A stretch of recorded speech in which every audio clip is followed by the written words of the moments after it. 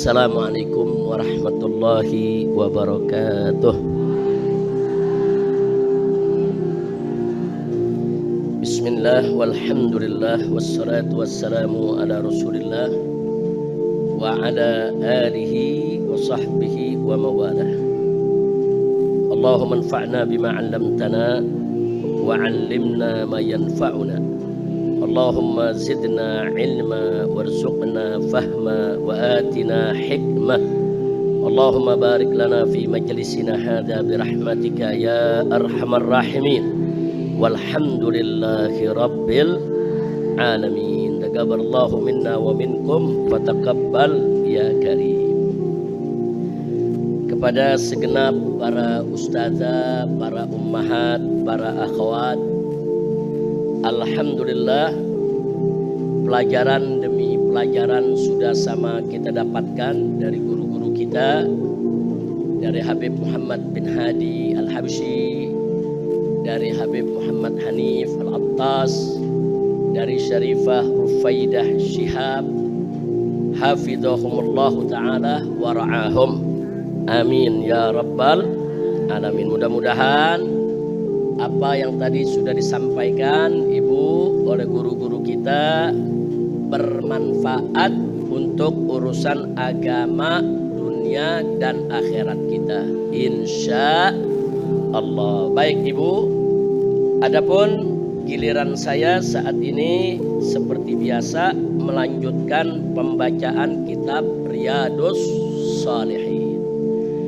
Nah, sebelum kita lanjutkan pembacaan kitab Riyadhus Shalihin, sama kita ketahui hari ini sekaligus merupakan tawakufan, penutupan sementara majelis rutin kita, karena sebentar lagi kita masuk bulan Ramadan. Nah, mungkin nanti dibuka awal Zulqa'dah. Jadi karena Sawalan ini banyak yang pulang kampung, pertengahan bulan baru pada balik dari kampungnya masing-masing, Bu. Jadi Ramadan, Syawal kita liburkan.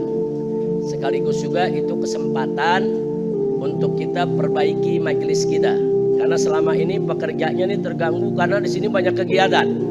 Jadi tukang kerja, kegiatan jalan terus, nah, sehingga pembangunan menjadi agak tersendat.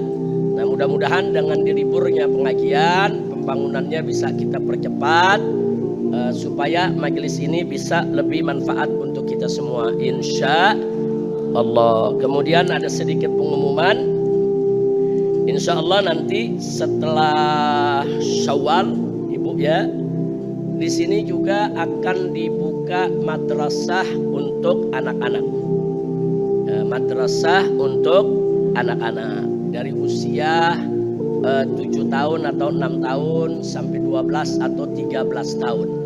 Semacam pesantren terbuka. Tapi syaratnya nanti kalau ada anak-anak yang masuk itu dia sudah bisa baca Quran dulu, Bu.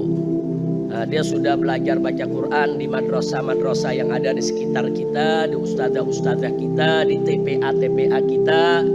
Nah, kalau sudah bisa baca Quran, insya Allah di sini nanti ada madrasah Tusibyan, madrasah untuk anak-anak, ada bagian khusus untuk tahfidzul Quran, menghafal Quran, ada juga bagian khusus untuk santrinya, kesantrian. Artinya bukan hanya terbatas menghafal Quran, tapi juga membaca kitab fikih, kitab akidah, kitab akhlak, belajar bahasa Arab dan lain sebagainya. Nah, nanti kita akan mulai dulu sebulan umpamanya 8 kali pertemuan. Kalau lancar nanti ditingkatkan. Kalau lebih lancar lagi nanti akan diperbanyak materinya, insya Allah. Jadi untuk laki-laki dan perempuan, tapi anak di bawah umur, Bu ya. Nanti yang akan kelola saya punya putri yaitu Syarifah Rufaidah Syihab dan saudara-saudaranya, insya Allah. Jadi di tempat ini memang ke depan ini, Bu, kita mau bangun, kita mau adakan berbagai macam majelis, berbagai macam kursus agama, termasuk kursus bahasa Arab, berbagai macam kegiatan-kegiatan seperti tahfidzul Quran, insya Allah. Nah, untuk yang madrasah Sibyan untuk anak-anak tadi, bagi jamaah yang nanti mau tahu lebih lanjut, tanya Syarifah Rufaidah.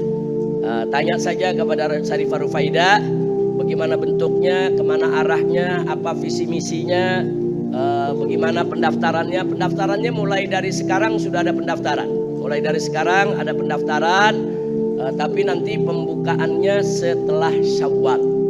Nah, kalau ada yang nanya kenapa setelah Syawal, Syarifah Rufaidahnya sendiri lebarannya di Gorontalo, Bu. Mertuanya orang Gorontalo dia. Nah, dia nanti pertengahan puasa juga ada berangkat ke Gorontalo, mau ke Manado, karena keluarga suaminya memang dari sana. Ada di Manado, ada di Gorontalo, itu bisa sampai pertengahan Syawal. Doakan saja biar Rufaidah beserta keluarga, insya Allah Allah berikan panjang umur, dalam sehat walafiat, dan rencana-rencananya Allah mudahkan, insya Allah. Amin ya rabbal alamin. Nanti tentu Syarifah Rufaidah tidak sendiri, dibantu dengan saudara-saudaranya.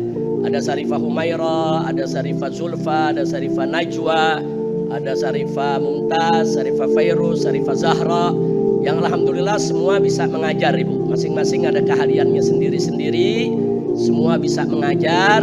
Kita mulai dulu dari yang di Petamburan. Kalau Syarifah Fairuz dengan Syarifah Mumtaz sebetulnya sudah mengajar di Megamendung. Sudah mengajar, jadi di Megamendung itu banyak anak-anak kecil, Bu, yang lahirnya di gunung. Saya bangun pesantren itu dari tahun 2013, 10 tahun. Dulu gurunya datang nggak punya anak. Nah, baru kawin punya bini, sekarang anaknya udah pada gede, Bu. Jadi pada lahir di gunung, anaknya sudah umur 7 tahun, 8 tahun. Nah, kita kumpulkan, kita tidak kirim ke sekolah di luar. Jadi kita buat sekolah sendiri. Jadi anak-anak kita semua ikut mengajar di gunung sana. Doakan aja, Bu, biar semuanya lancar, semuanya berkah, insya Allah. Jadi sekali lagi soal Madrasatus Sibyan nanti tanyakan langsung ke Syarifah Rufaidah, insya Allah. Baik, hari ini kita merupakan penutupan. Kita terima kasih kepada grup hadrahnya yang sudah ikut, yaitu mensiarkan daripada pengajian kita ini. Begitu juga kepada keluarga semua yang hadir di sini, dari keluarga Umi Fadlun, Syarifah Fadlun, kemudian dari keluarga yang lainnya. Mudah-mudahan kumpulnya kita di tempat ini menjadi penyebab turunnya rahmat dan barakah. Amin ya rabbal alamin. Baik, Ibu, kita baca satu hadis saja dari kitab Riyadhus Shalihin, hadis yang ke-98. Hadis yang ke-98. Isma'u rahimakumullah wa radiyallahu ta'ala ankum ajma'in. Qala al-muallif radiyallahu ta'ala anhu an Abi Hurairah radiyallahu anhu anna Rasulullah sallallahu alaihi wasallam qala badiru bil a'mali sab'an hal tantaziruna illa faqran munsiya aw ghinan mudghiya aw maradan mufsida aw haraman mufnida aw mautan mujahhiza aw ad-dajjal fasyarru ghaibin yuntadhar aw as-sa'ah fas-sa'atu adha wa amar. Rawahu at-Tirmidzi radhiyallahu ta'ala anhu wa qala haditsun hasan. Alhamdulillah, hadis yang kita baca barusan, Ibu, sebuah hadis Nabi yang diriwayatkan oleh Al-Imam At-Tirmidzi dari kitab Jami'ut Tirmidzi, yang bersumber dari sahabat Nabi yang bernama Abu Hurairah radhiyallahu ta'ala anhu, di mana Abu Hurairah menceritakan kepada kita anna Rasulullah, sesungguhnya Rasulullah sallallahu alaihi wasallam, qal, beliau bersabda. Apa bunyi sabdanya? Badiru bil a'mali sab'an. Badiru artinya sabiqu, yaitu bersegeralah kamu sekalian, bil a'mal, untuk mengerjakan amal-amal soleh, sab'an, sebelum datang 7 kondisi yang akan menyulitkan kita untuk ibadah. Jadi sebelum datang 7 kondisi yang nantinya kita akan sulit ibadah, mumpung dari sekarang ada kesempatan, segeralah banyak-banyak beramal soleh. Nah, 7 keadaan apa gerangan? Kata Nabi alaihi salatu wassalam, hal tantaziruna illa faqran munsia.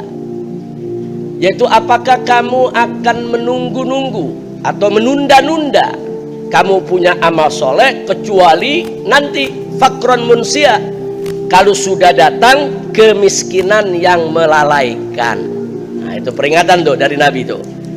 Jadi apa kamu menunggu-nunggu amal, nunda-nunda amal, nunggu nanti kalau udah miskin, udah susah baru ingat sama Allah. Nanti kalau sudah miskin, udah susah baru menjerit kepada Allah. Nanti kalau udah miskin, udah melarat, udah susah baru mendekatkan diri kepada Allah. Jadi kata Nabi jangan begitu. Mumpung sekarang kondisi yang sulit seperti itu belum menimpa kita, banyak-banyak beramal soleh. Itu yang pertama kata Nabi. Yang kedua, au ghinan mudghiya. Atau apa kamu mau tunda-tunda itu amal ibadah kamu sampai datang kepadamu kekayaan, tapi justru yang menyebabkan kamu jadi durhaka. Jadi gara-gara melimpah harta rua justru kamu jadi lupa kepada Allah. Sibuk ngurus harta, sibuk cari dunia.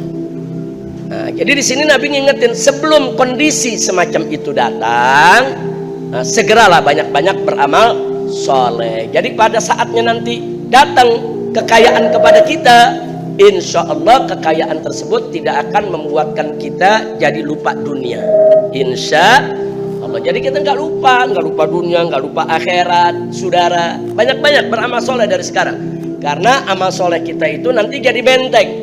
Mau ke depan kita miskin ke, mau ke depan kita kaya ke, dengan banyak beramal soleh itu akan membentengi kita. Insya Allah. Kalaupun Allah takdirkan kita ini miskin, miskin kita ini nggak membuat kita jauh dari Allah. Kalaupun kita ditakdirkan kaya, kaya kita juga nggak membuat kita lupa akhirat. Insya Allah. Berikutnya yang ketiga, au maradan mufsida. Nah, apa kamu nggak mau beramal soleh dari sekarang? Apa kamu beramal solehnya nunggu kamu sakit dulu? Nah, nanti kalau udah sakit yang mufsid, sakit yang merusak. Gara-gara sakit kita nggak bisa sujud, gara-gara sakit kita nggak bisa ruku, gara-gara sakit kita nggak bisa wudhu, gara-gara sakit kita nggak bisa zikir lama, gara-gara sakit kita nggak bisa lagi yaitu sholat normal seperti biasa. Apa menunggu begitu dulu baru kita sholat? Jadi Nabi ini yang katakan hal tantazirun. Kata Nabi illa maradan mufsida. Apa kamu mau beramal soleh nanti kalau udah sakit baru ingat Allah? Jangan, nanti nyesel, nanti nyesel. Nanti begitu kita udah sakit kita sholat nyesel, kenapa dari dulu saya tidak sholat, dulu saya masih bisa sujud, bisa ruku, dulu saya bisa tuh bangun tengah malam, saya sehat walafiat. Begitu udah sakit baru saya mau sholat. Anak sekarang ngambil wudhu susah, duduk susah, sujud susah. Nanti kita akan menyesal sendiri. Na'udzubillah min dzalik. Kemudian yang keempat kata Nabi, au haraman mufnida.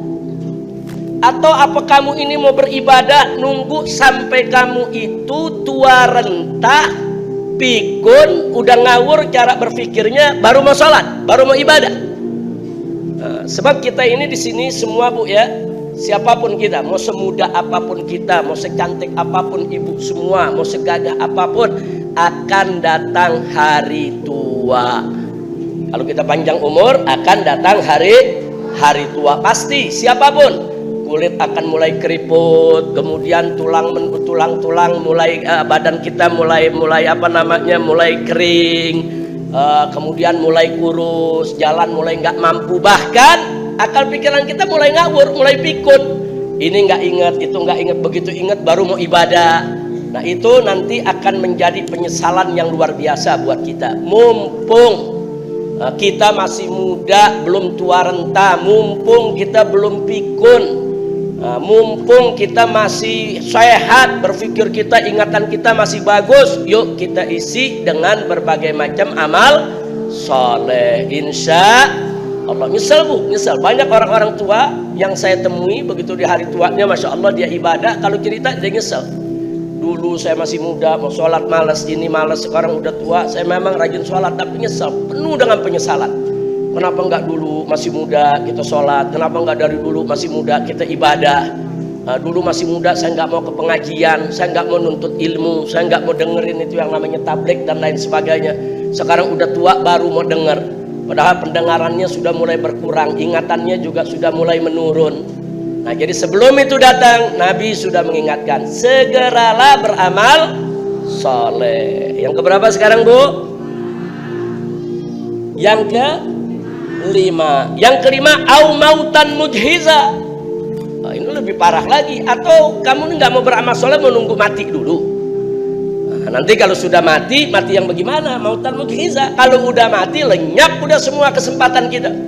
Orang kalau sudah mati, ya sudah selesai. Mau sholat udah nggak bisa lagi, mau puasa udah nggak bisa lagi, mau berbuat baik udah nggak bisa lagi, saudara. Bahkan dia sudah masuk ke satu alam pertanggungjawaban, bukan alam amal lagi. Alam amal itu adalah dunia, darul amal. Dunia ini adalah alam untuk kita beramal. Sedangkan begitu kita masuk akhirat itu sudah darul jaza.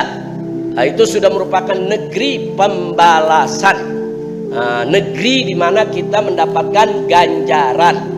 Nah, jadi sekarang Nabi ingetin, buru-buru beramal soleh dari sekarang, mumpung kematian belum datang. Apa yang nggak mau beramal, nanti nunggu mau mati dulu, udah sekarat baru ingat ibadah. Na'udzubillah min dzalik. Kemudian yang berikutnya, awid dajjal. Atau apa kamu ini nunda-nunda amal nunggu dajjal datang? Kata Nabi, dajjal itu syarrun ghaibin. Syarru ghaibin, sejelek-jeleknya makhluk, saudara, yang masih gaib bagi kita, yuntadhar, sejelek-jeleknya makhluk yang kita tunggu. Loh, kenapa disebut sejelek-jeleknya makhluk yang kita tunggu? Karena dajjal ini nanti diberikan oleh Allah kekuatan, saudara, berupa sihir, bisa merubah apa saja yang ada di depannya sebagai ujian buat orang-orang yang beriman. Bu, jangan kata dajjal datang, baru amplop datang orang berubah, Bu, banyak yang nggak berubah sama amplop, Bu. Baru amplop tuh, Bu, belum dajjal.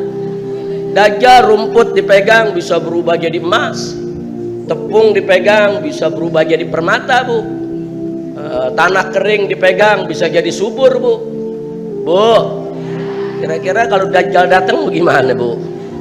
Na'udzubillah min dzalik. Karena faktanya sekarang dajjal belum datang saja, orang sudah bisa dikendalikan dengan harta benda. Dengan uang yang gak seberapa, semua dikendalikan. Inna lillahi wa inna ilaihi raji'un. Apalagi dajjal datang.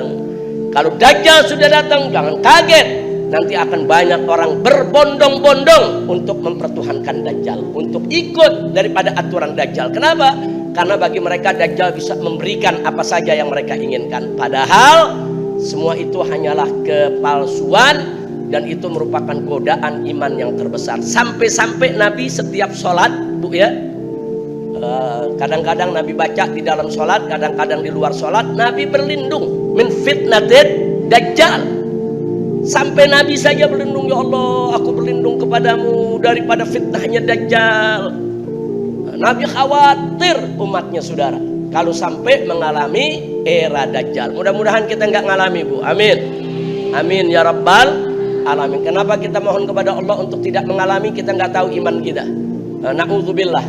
Mudah-mudahan kita dengan keturunan keluarga kita, keturunan kita semua diselamatkan oleh Allah daripada fitnatul dajjal. Karena dajjal ini godaannya bisa merenggut iman. Iman dari dadanya orang-orang Islam itu bisa direnggut. Banyak akan dimurtadkan. Na'udzubillah min dzalik. Yang keberapa sekarang? Yang ketujuh. Awis-sa'ah. Jadi kamu menunda-nunda amalmu sampai kapan? Apa menunggu kiamat datang? Jadi ini Nabi ini teguran buat umatnya, ya, Pak. Apa nunggu kiamat datang? Kemudian Nabi mengatakan, fasa'ah, hari kiamat itu adha wa amar. Kata Nabi, hari kiamat itu adha. Adha itu a'dhamu a'dhamu baliyatan. Artinya adha itu adalah bencana yang terbesar. Apakah menunggu datangnya bencana yang besar, yaitu hari kiamat, yang kamu nanti udah nggak bisa beramal lagi? Wa amar. Nah, amar itu artinya bu asyaddu mararatan. Jadi asyaddu mararatan artinya satu situasi kondisi yang teramat pahit. Saking sulitnya kondisi tersebut.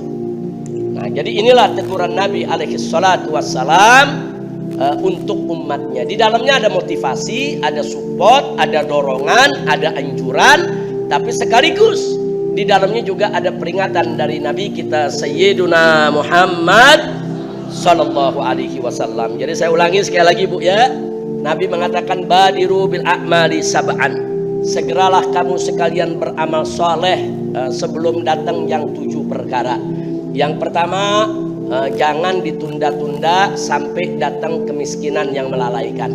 Jangan juga ditunda-tunda sampai datang kekayaan yang membuat yang kita jadi melupakan, yaitu kewajiban kita kepada Allah. Dan jangan ditunda-tunda sampai datang penyakit yang merusak akal kita, merusak badan kita, merusak kesehatan kita.